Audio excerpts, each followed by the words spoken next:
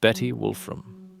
This case began in 1934 in South Canada near Lake Manitoba. There, the German-American Wolfram family was living on a small farm. The family was composed of Father Carl Wolfram, his wife, his 2 adult daughters Elsie and Helen, and finally his youngest daughter, the 3-year-old Betty, the person this case is centered around. On May 15th, Mrs. Wolfram accompanied her daughter Helen to a doctor's appointment. Meanwhile, Carl stayed behind and did some work on the farm, mostly working on the fields. Since he didn't want to leave his youngest daughter alone in the house, he took little Betty with him to work. At some point, Betty grew tired, and Carl put her to sleep inside her stroller. He gave the little girl her blanket and her red hat and put the stroller in front of the house, where he could constantly keep an eye on her. However, after some time had passed, he looked over to the house, and Betty was gone. He instantly noticed it, because he was no longer seeing her bright red hat peeking from the stroller. He ran over to the house to check on Betty, but the girl was gone, even though the blanket seemingly hadn't been moved. It's also important to note that I'm not talking about a modern stroller. As you can see in this photo, this thing was more akin to a high carriage, making it really hard for a 3-year-old girl to climb out of it without any help. Carl immediately started to search for his daughter and rallied his neighbors to organize a small search party. By now, his wife had returned and also joined the search. The wilderness around their farm was composed of dense forests and swampland, so it was impossible for the 3-year-old girl to get very far on her own. But even after searching throughout the entire night, they found no trace of Betty.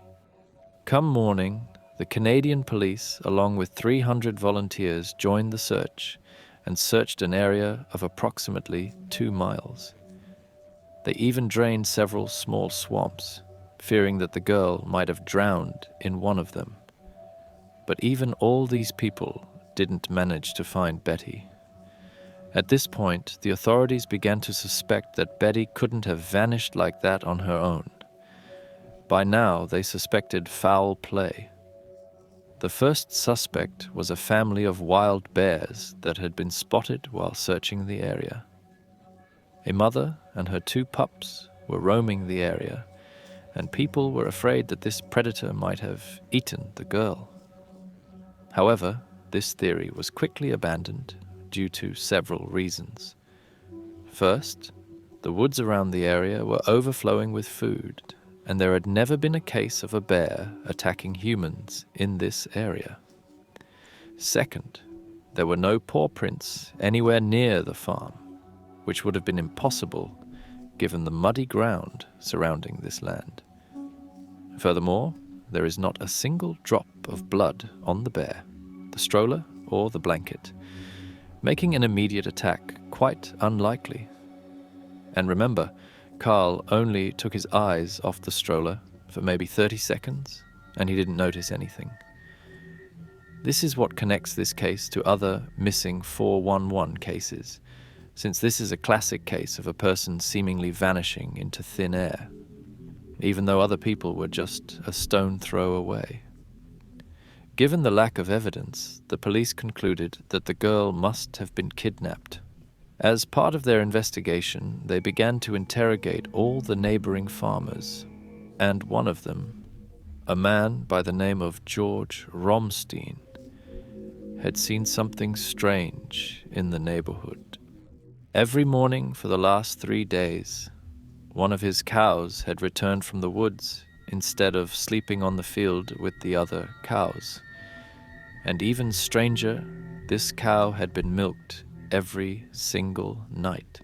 The investigators didn't really know what to do with this story, but were now aware of the fact that an outsider might be hiding in the nearby forest. But shortly after, the case took a surprising turn. 4 days after Betty went missing, there was a strong rainstorm, which lasted throughout the entire night.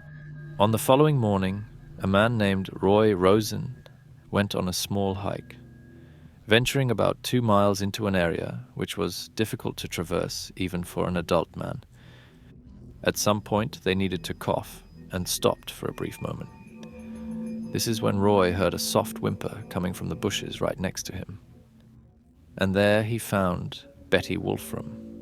She was nearly unconscious, but asking for food, water, and most importantly, her father. Despite being missing for 5 days, she only had a small scratch on her arm, but was otherwise okay. The only strange thing was that she was missing her signature red hat, her coat, and one of her shoes. The family was obviously happy that their daughter was returned to them, but since they were still worried for her well-being, they called a doctor. Strangely, the doctor determined that Betty had lost no weight and had not been bitten by a single mosquito, which is rather strange during the swamp's mosquito season, especially since everyone who participated in the search was blessed with at least a dozen of these mosquito bites. And if you remember, I mentioned that it had rained the night before.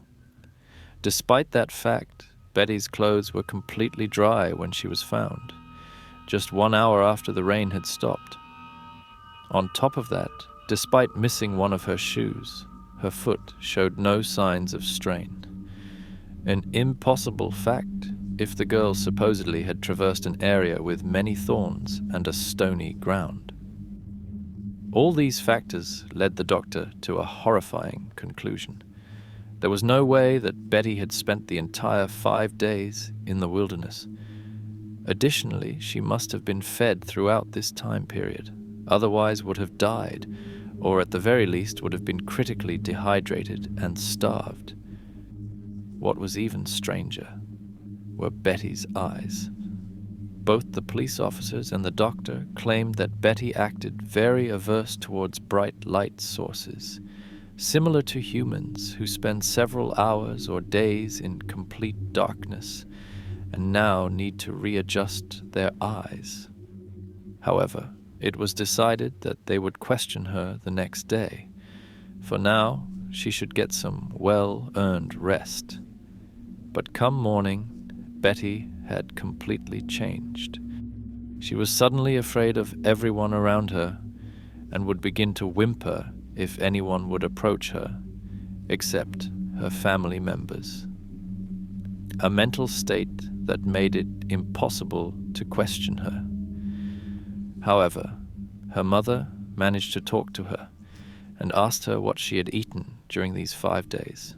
Surprisingly, Betty answered, "Only bread and even more bread." The following day, the investigators managed to gain Betty's trust by giving her some candy, which meant that the official questioning could finally begin. The girl admitted that she had not been alone while she went missing. And this is where this story becomes weird. According to her statement, she had seen a young girl with her mother. This mother was also the one who gave Betty the bread, and the scratch on her arm came from a house cat they had with them. After several days, a man grabbed her and left her at the exact spot Roy Rosen later found her. Upon hearing this strange testimony, the police once again investigated the spot where Betty was found. But they found nothing, not her missing clothes, no traces of a strange family, and no footprints except for theirs and Roy's. They had no real leads. None except for the only logical suspect, Roy Rosen, the man who had found Betty. What is strange about Rosen's story is how fast he found Betty after leaving the Wolfram farm. Upon leaving their house, he basically ran in a straight line directly towards the location where he found Betty, just 1 hour after leaving the farm. And keep in mind, this location was 2 miles away and surrounded by harsh nature, so one would have to be highly determined to make that run in just 1 hour. When investigators asked him about this, he simply answered that he had a hunch and followed his instincts. However, the story became even stranger when the police learned about something strange Rosen had told his family before venturing into the woods. He said, "I do not expect to come back alive, or if I do, then I will return as a broken man." He neglected to further explain this statement to his wife. This statement was made public, and basically everyone knew that Rosen knew more than he was letting on. The police interrogated him, but again, this story takes a strange turn. Because the police did not disclose what Rosen told them, making it one of the only known missing persons cases where the police didn't share the story of a rescuer. It is assumed that Rosen told them something so unbelievable that they deemed him crazy and didn't publish his story. But Roy Rosen was not found guilty of kidnapping Betty, and it was determined that while his story is strange, it was highly unlikely that he had kidnapped the little girl. This is all David Paulides wrote about this case in his Missing 411 book, but he actually left out some pretty important information. Information that somewhat changes the case, and that I obviously researched for you. First, Betty later told the police that she left the stroller by herself and went into the woods while her father was working on the fields. Then she supposedly met the strange woman and her daughter. This statement denies that any kidnapping happened. Then again, Betty was 3 years old, and her stories slightly changed over time. Despite Betty's statement, there's another part that was left out of the book, a statement by Betty's mother. She blamed the whole kidnapping on her neighbors and a family feud. This feud began when their daughter Helen worked on the neighbor's farm. One day, the 21-year-old son of a neighbor and one of his friends apparently attacked and tried to assault Helen, threatening her not to tell anyone about this. But when Helen told her parents about this, the Wolframs threatened to sue the neighboring family. So Mother Wolfram suspected that this kidnapping was planned to put pressure on the family, maybe to blackmail them. By the way, this is also the reason why Helen and her mother went to the doctor the day Betty went missing. They wanted to document some of her wounds so that they could later use this information in court. So, when Betty went missing, the entire family was convinced that their neighbors had kidnapped her and remained steadfast in that opinion for the entire 5 days of search. It's not clear why David left out this part of the story, but it might be because it takes out some of the mystery behind this case. Then again, there are several cases in his book where he openly admits if there was a high possibility of human involvement. In the end, we are left with several questions. Who was this strange family Betty supposedly encountered? If the neighbor's son was involved, wouldn't Betty have been able to identify him? And wouldn't the police have found enough evidence to arrest him? Why did they steal milk from a cow instead of just buying beverages on the market? Why were there absolutely no traces surrounding the stroller? And finally, what did Roy Rosen know? And more importantly, why did he think it would be lethal to search for Betty? All these questions make this case so mysterious and kind of hint towards the fact that Betty was not kidnapped by a person close to the family. However, there are at least some possible answers to some of these questions.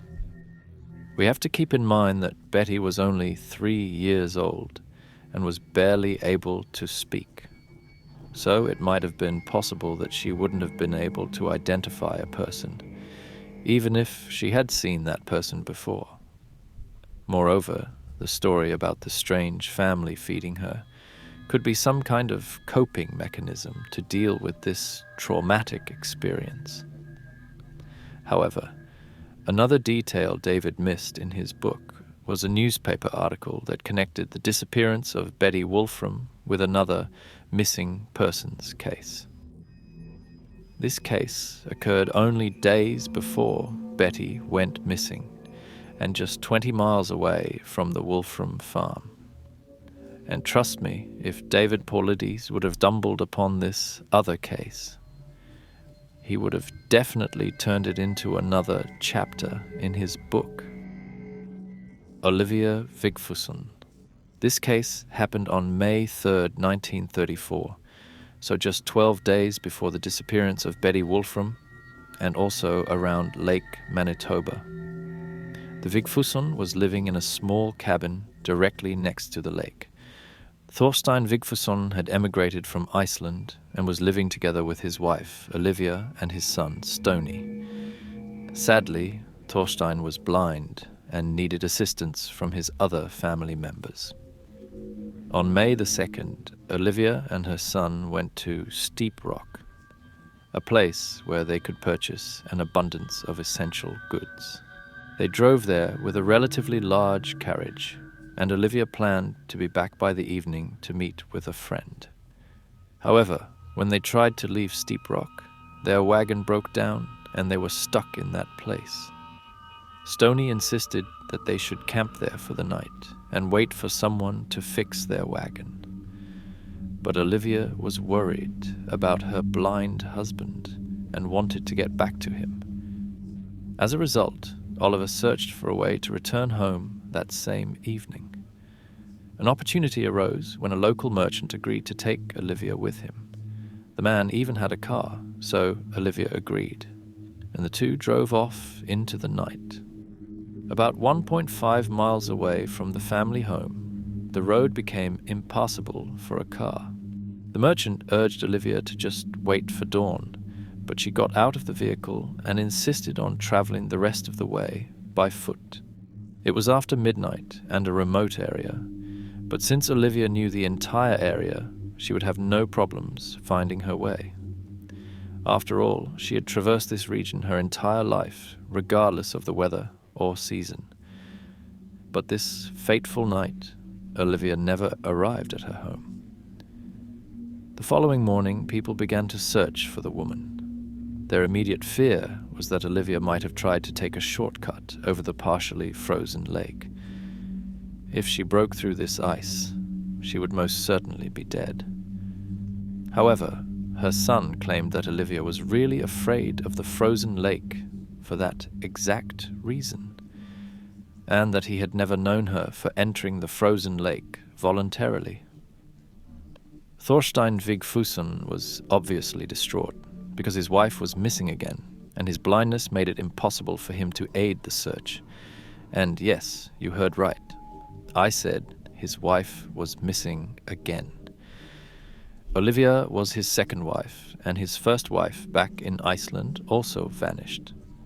Disturbingly, his first wife also vanished while returning from a shopping trip. Back then, authorities came to the conclusion that a ravine must have pushed her into the ocean, where her body vanished forever.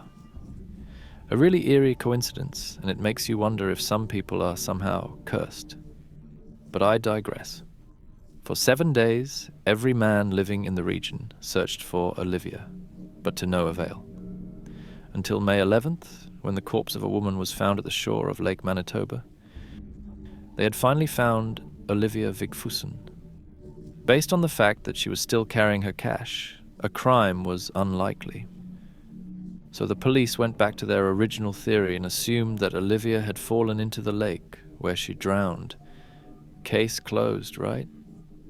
It wasn't that strange either.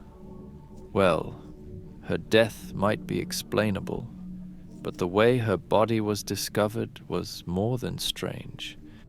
You see, during the days leading up to her discovery, her son Stony suddenly became really tired.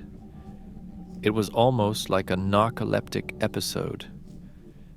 Every time this happened, Stoney would tell his father about dreams featuring strange visions similar to what you would see in a kaleidoscope. Eventually, these dreams became clearer, and Stoney heard a message in one of these dreams. He was ordered to go to a specific location at the shore of Lake Manitoba because there would be a letter waiting for him. As soon as he woke up, he went to the exact place he had seen in his dreams, and this is where he found his mother's corpse.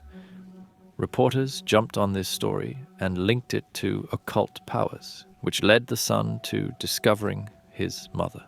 Others blamed the son for murdering his mother. However, this was basically impossible since he was stuck back in steep rock. A perfect alibi that was confirmed by various locals. But even if we ignore this weird story, the whole case remains a mystery. The police are certain that Olivia didn't fall victim to a crime. At the same time, everyone who knew Olivia is certain that she never would have entered the ice. Olivia Vigfusen disappeared just 20 miles away from our first victim, Betty Wolfram, and only about 2 weeks earlier.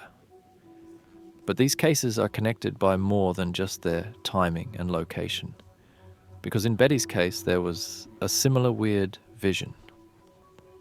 One day before Betty was found, the lead investigator received a strange letter from a local medium. In this letter, the medium claimed that Betty had been kidnapped by a strange neighbor. Just 1 day later, Betty was indeed found by a strange neighbor, Roy Rosin. These two cases are a perfect example that missing 411 cases seem to be connected to certain locations. Over a period of just 10 years, 7 people vanished around Lake Manitoba, whose stories matched the classic missing 411 pattern. Vanishing into thin air, no traces or evidence, and if they are found alive, they all experience a memory loss, and the few details they do remember seem strange and unexplainable. However, the case of Olivia Vigfusen also opens the question if these cases are not only bound to locations, but maybe even people or entire bloodlines. The reason for that is the fact that Thorstein lost 2 of his wives under really weird circumstances. Both cases would qualify as a missing 411 case. Some people have theorized that Thorstein was responsible for the disappearance of both his wives. However, I find it highly unrealistic that a blind farmer could manage to dispose of 2 women in the harsh wilderness while simultaneously struggling to do simple tasks at home. Either way, I will let you decide what you think about these cases.